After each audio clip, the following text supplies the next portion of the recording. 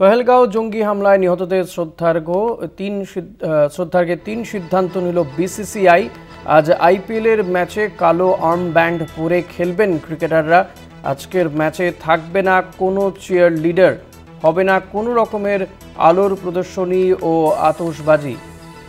এমনই একাধিক সিদ্ধান্ত নেওয়া হয়েছে বিসিসিআই এর পক্ষ থেকে। ডিজিটাল হেড অর্পণ ঘোষ রয়েছেন আমার সঙ্গে টেলিফোনে। অর্পণ, কি জানা যাচ্ছে বিষয়ে?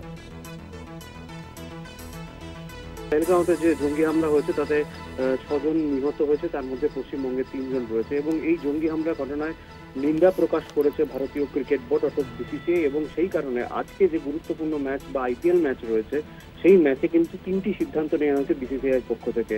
আজকে হায়দ্রাবাদের মাঠে মুখোমুখি হচ্ছে সানরাইজার্স হায়দ্রাবাদ এবং মুম্বাই ইন্ডিয়ান্স। এই ম্যাচে কালো আর্মব্যান্ড পরে খেলবেন ক্রিকেটাররা, যেটা জানানো হয়েছে বিসিসিআই পক্ষ থেকে যে বুধবারের এই ম্যাচ অর্থাৎ আজকের ম্যাচে প্রত্যেকটা ক্রিকেটার কালো আর্মব্যান্ড পরবেন, সেই সঙ্গে যারা আম্পায়ার থাকবেন তারও কালো আর্মব্যান্ড পরবেন।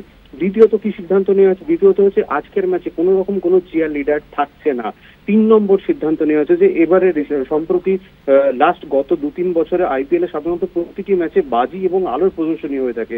2 ইনিংসের যে বিরতি হয় তার মাঝে কিন্তু এই আলোর প্রদর্শনী বা বাজি প্রদর্শনী হয়ে থাকে, সেটি আজকের ম্যাচে কোনোভাবে হবে না এবং সেটা বন্ধ রাখার সিদ্ধান্ত নিয়েছে ভারতীয় ক্রিকেট বোর্ড। এটা সাধারণত নিহতদের প্রতি শ্রদ্ধা জানাতেই এই সিদ্ধান্ত বিসিসিআই এর পক্ষ থেকে নেওয়া হয়েছে বলে জানানো হয়েছে। ঋষিকেশ।